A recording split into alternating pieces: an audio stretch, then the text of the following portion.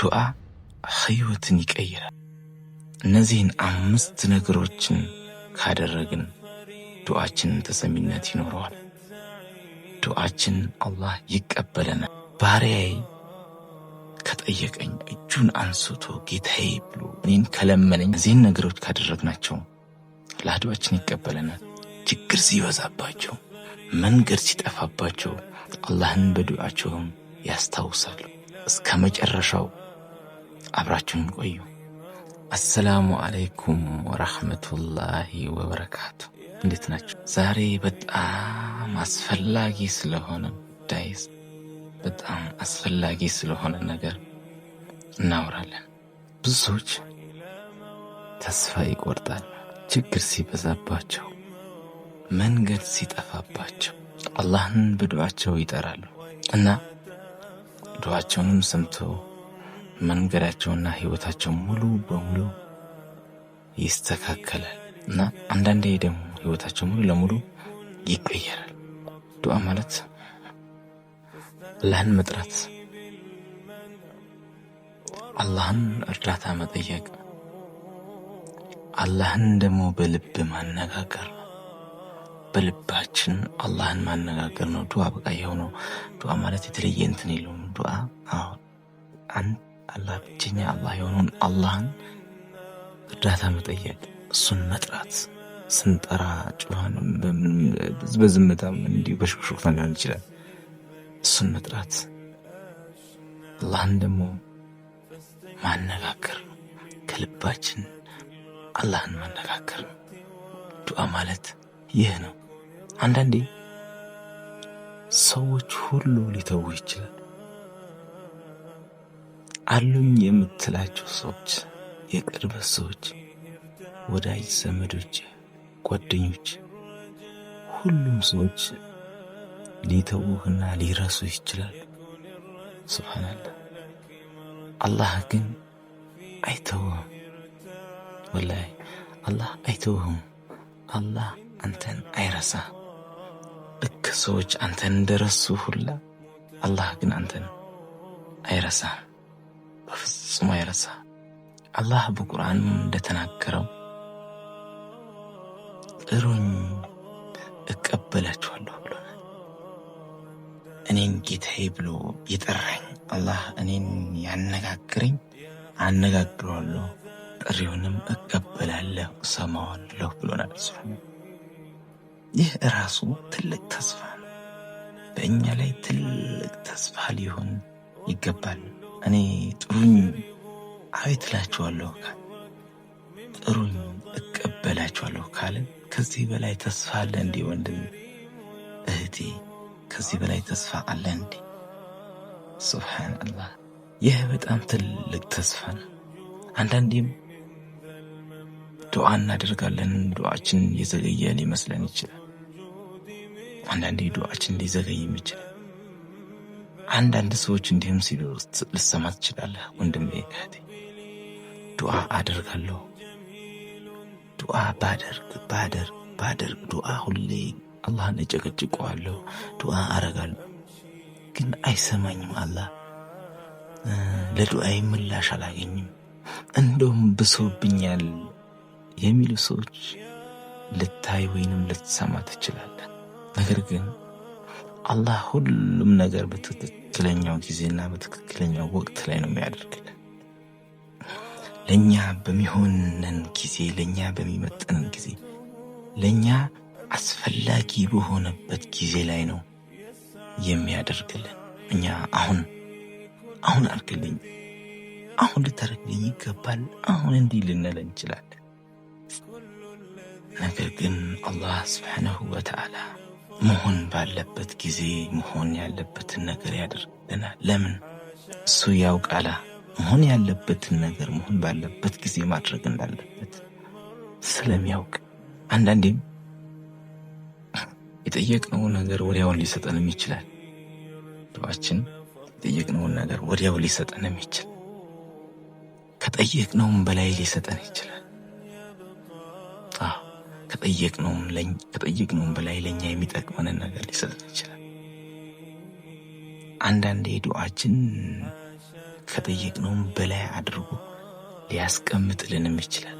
ምክንያቱም በምን አይነት ጊዜ ላይ በምን አይነት ሰዓት ላይ ለኛ መስጠት እንዳለበት ስለሚያው እኛ ዱዓ እናደርጋለን። ባደረግነው ዱዓ ምክንያት ግን በላአ ሊመለስልን ይችላል። የመጣብንን በላ መጥፎ ነገር እኛ የማናውቀው የሆነ በላአ የመጣብን ሊሆን ይችላል።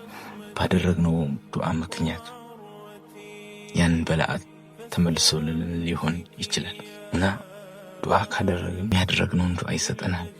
ቢዘገይም እንኳን ወይንም ደግሞ ሳይዘገይ እዛው ጊዜ ሊሰጠን ይችላል። ከጠየቅነው በላይ አድርጎ ወይንም ከጠየቅነው በላይ አድርጎ አዘጋጅቶ ሊያስቀምጥልን ይችላል። ወይንም ደግሞ በላአ ሊመልስልን ይችላል። ስለዚህ ዱዓ ማድረጋችን እነዚህን ነገሮች የሚያስገኝልን ከሆነ ዱዓ ከማድረግ መቆጠብ የለብን። ዱዓ ማቋረጥ የለብን። እኔ ዱዓ አደርጋለሁኝ ነገር ግን ዱዓዬ አይቀበለኝም፣ ለዱዓዬ ቶሎ ምላሽ አላገኝም ብለን ዱዓን ልናቋርጥ አይገባም። ዱዓ ማድረጋችን ልናቋርጥ ልንተው አይገባም። ዱዓ ማድረግን መተው የለብን። ሁልጊዜ ዱዓ ማድረግ አለብን። የሆነ ቀን ዱዓ በእርግጠኝነት ይሰማል። ዱዓ በእርግጠኛነት ዱዓ ማለት ነው። ዱዓ ህይወትን ይቀይራል። ዱዓ ህይወትን፣ የሰው ልጅ ማንነትን ስለምንም ነገር ዱዓ ብዙ ነገር መቀየር የሚችል ዱዓ ብዙ ነገር ይቀይራል።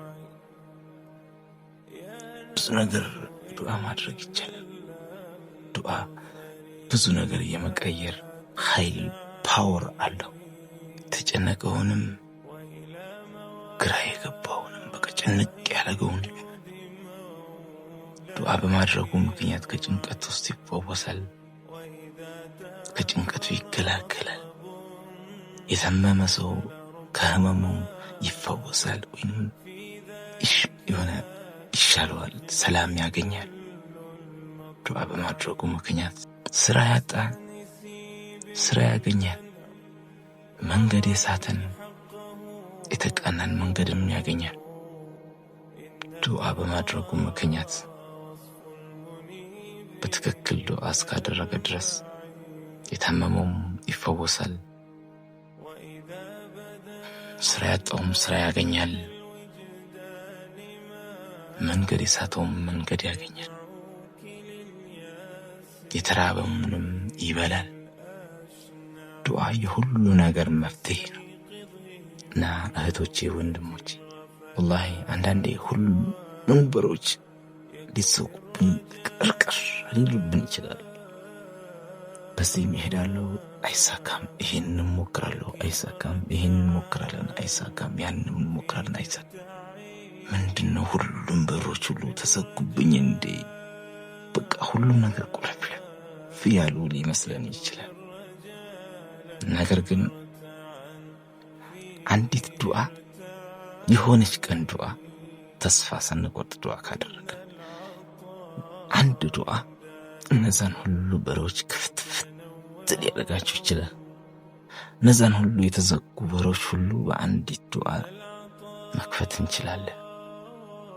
በአንዲት ዱዓ በሆነች ሰከንድ በሆነች ደቂቃ ላይ ያደረግናት ዱዓ ሞክረን እምቢ ብሎን ተዘግቶብን የነበረን ነገር ሁሉ አንዲት ዱዓ ልትከፍተው ትችላለች። ዱዓ የምናደርገው ለማን ነው? ለአላህ ነው። የምንጠይቀው ለማን ነው? ለአላህ ነው። እርዳታን የምንጠይቀው የምናነጋግረው ለማን ነው? ለአላህ ብቻ ነው። ስለዚህ አላህ በዛች ዱዓ፣ ምክንያቱም ዱዓ የሚቀበለን እሱ ነው። እሱ ደግሞ ምንም ነገር ሁን ካለው ይሆናል። እሱ ሁን ይለዋል፣ ይሆናል። የተዘጋውንም ተከፈት ሲለው ይከፈታል። እሱ ምንም ማድረግ አያውቅም። እሱ ሁሉንም ነገር ማድረግ የሚችል ጌታ ስለሆነ የአንዲት ቀን ዱዓ እነዛን ሁሉ በሮች ልታስከፍትልን ስለምትችል ዱዓ ከማድረግ መዘናጋት የለብን። ዱዓ ማድረግን መተው የለብን። አንድ ነገር ልንገራችሁ፣ ይህን ነገር በደንብ ስሙኝ። ዱዓ ስናደርግ ማስታወስ ያሉብን ነገሮች እነዚህን 5 ነገሮች ማስታወስ አለብን። ዱዓ ስናደርግ እነዚህን ነገሮች ማወቅ ይኖርብናል። ዝም ብለን እንደው የሆነ በግራ በተጋባ ሁኔታ ያ አላህ ምናምን ሳይሆን እነዚህን ነገሮች ጠንቅቀን ልናውቅ ይገባል።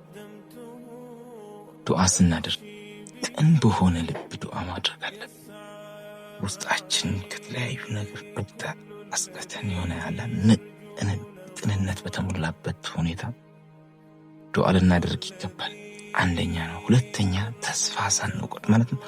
ተስፋ ያደረግን ይሄን ዱዓዬ ጌታዬ ይሰማኛል ያልኩትን ነገር ነገ የሆነ ሲሰጥህ እንደማየት በቪዲዮ ልክ የጠየኩትን ነገር ይሰጠኛል ብለህ ተስፋ እያደረግ ውዷ እህቴ ውድ ወንድሜ ተስፋ እያደረግን ነው ዱዓን ማድረግ ያለብን። አላህን መጠየቅ አላህን ማነጋገር ያለብን ከተስፋ ጋር ነው። እንጃ ብለህ ምናምን መሆን የለበት።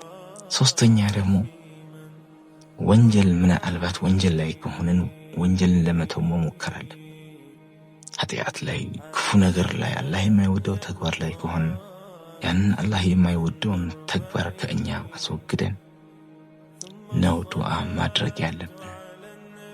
ኃጢአት መጥፎ ስራ ክፉ ስራ እየሰራን ያደረግነው ዱዓ ተቀባይነት ላይኖረው ይችላል። ዱዓው ሊመልስብን ይችላልና መጥፎ ስራ ላይ ኃጢአት ላይ ሆነን ዱዓ ማድረግ የለብንም። አራተኛ ደግሞ ሰላታችን በአግባቡ እየሰገድ ሰላት በእኛ ላይ ግዴታ የተደረገ ፈርድ የተደረገ ነገር ስለሆነ አላህ ግዴታ ያደረገብን ነገር ቢያንስ ሰላቷን እንኳን ሰዓቱንና ደንቡን ጠብቀን በአግባቡ እየሰገድን መሆን አለበት። ሰላት በእኛ ላይ ግዴታ የተደረገች የተደነገገች ነገር ስለሆነ ምንም የሆነ ምንድነው ምን ብዬ ልግለጽላችሁ ምንም የሆነ የመደራደሪያ እንትን ስለሌለው ሰላታችንን በአግባቡ እየሰገድን መሆን አለበት። ዱዓ ስናደርግ ለምን እሱ በእኛ ላይ ግዴታ የሆነን ነገር ስለሆነ እኛ ደግሞ የሆነ ነገር ጌታችንን አላህን ስንጠይቀው ግዴታ ያደረክብኝን ነገር በተቻለኛ አቅም የተወጣው ነው የሰገድኩኝ ነው ብለን አላህን ማነጋገር እንድንችል ሰላታችንን የሰገድን መሆን አለበት። አምስተኛ ደግሞ አላህን በኸይር የጠረጠርነው ነው ዱዓ ልናደርግ የሚገባ። አላህ እኮ በቃ የጠየቁትን ነገር ይሰጠኛል፣ እሱ እኮ ቸር ነው፣ መሐሪ ነው፣ አዛኝ ነው፣ ሩህሩህ ነው በስሞቹ በራሱ በተቀደሱ የሆኑ ስሞቹ እየጠራ ነውና በስሞቹ እያሰብነው በኸይር ነገር በኸይር የጠረጠርነው ዱዓ ልናደርግ ይገባል። በኸይር የጠረጠርነው ያደርገዋል ኢንሻአላህ ብለን እሱ አድራጊ ነው ብለን ከልባችን ኸይር የጠረጠርን ዱዓ ካደረግን ኢንሻአላህ እነዚህን 5 ነገሮችን ጠብቀን ዱዓ ካደረግን ኢንሻአላህ አላህ ዱዓችን ይሰማል። አትጠራጠሩ። አንዳንዴ አላህ የጠየቅነው ነገር ሊያዘገይብን ይችላል፣ አይታወቅም። አንዳንዴ ሊዘገይ ይችላል፣ ብዙ ጊዜ ሊዘገይ ይችላል፣ የተወሰነ ጊዜ ሊዘገይ ይችላል፣ ለአኺራም ሊቀመጥ ይችላል። ነገር ግን አላህ የጠየቅነውን ነገር መቼም አይረሳው። አላህ የሚረሳ ጌታ አይደለም። እሱ መቼም ቢሆን በአግባቡ የጠየቅነውን ጥያቄ የሚረሳ ጌታ ስላልሆነ አላህ ጥያቄያችን ዱዓችን መቼም ቢሆን አይረሳው። ይህን እርግጠኛ ሆነን ነው ዱዓ ማድረግ ያለ። ምናልባት አሁን ከባድ ሁኔታ ውስጥ ወይንም ደግሞ በከባድ ፈተና ውስጥ ልትሆን ወይንም ልትሆኝ ትችያለሽ። ነገር ግን ይህን ነገር አስታውሽ፣ አላህን አስታውስ። ኢንሻአላህ አላህን በልብህ ካስታውስ ያለህበትን ችግር ፈተና የምታውቀው አንተ ነህና ከአላህ በታች አላህም ያውቀዋል። ስለዚህ እሱ እንደሚያውቀው እርግጠኛ ሆነ ጌታዬ ከልብህ ይህን ነገር አሳካልኝ አግራልኝ ብለህ የሆነ መጠየቅ ባለብህ መንገድ አላህን ከጠየቅከው እነዚህ ችግሮች ላይ ሆነህ እሱን አስታውሰህ ይህ ነገር ልታገራልኝ የምትችለው አንተ ነህ ብለህ እሱን ከጠየቅከው እሱ ኢንሻአላህ ነገራቶች ሁሉ ያስተካክልልሻል እህቴ። እና በምንም ሁኔታ ላይ ብንሆን አላህን ልናስታውስ ይገባል። በእርግጠኝነት አላህ ዱዓችን ይሰማል። እሱ ሰሚ የሆነ ጌታ ነው። እሰማለሁ ብሎናል። እኔ እሰማለሁ። ባሪያዬ ከጠየቀኝ እጁን አንስቶ ጌታዬ ብሎ እኔን ከለመነኝ እጁን ዘርግቶ ወደ እኔን ከጠየቀኝ ባዶውን እጁን ልመልስለት ሺም ይዘኛል። በሚገባን ቋንቋ ለግለጽ ውስጥ ሺም ይዘኛል፣ አፍራለሁኝ። እንዲሁ ባዶ እጁን አልመልሰውም ብሎ በቁርአኑ አልገብቶልናል። ባሪያዬ እኔን ከጠየቀኝ ከለመነኝ አላሳፍረውም ብሎ ቃል ገብቶልናል። ስለዚህ ተስፋ መቁረጥ የለብንም። ዱዓችን ማቋረጥም የለብንም። ተስፋ በመቁረጥ ስሜት እኔ አላህ የጠየቁትን ጥያቄ ዘግይቶብኛል፣ አይሰማኝም ምናምን ብዙ ነገር እያለን ተስፋ ልንቆርጥ አይገባም። አላህን ከልባችን አምነነው ከልባችን አምነነው ዱዓ ካደረግን እርግጠኛ ነኝ ኢንሻአላህ ዱዓችን ይሰማል እና አላህ ዱዓችንን ይቀበላል። ያለብንም ችግሮች ሁሉ አላህ ያስተካክልልን። መንገድ የሳትንም መንገዳችን አላህ ያሳምር። ሁላችንም ካለንበት ችግር ካለንበት ገፍላ አላህ ገላግሉን በኢማን በአፍያ በጤና በተድላ ያኑረን። ይህን ቪዲዮ ከተመቻችሁ ቪዲዮውንም ላይክ አድርጉት፣ ሼር አድርጉት፣ አካውንቴንም ሰብስክራይብ በማድረግ የእኔ ቤተሰብ ሆኖ እኔንም አበረታቱኝ። ወሰላሙ አለይኩም ወራህመቱላሂ ወበረካቱሁ።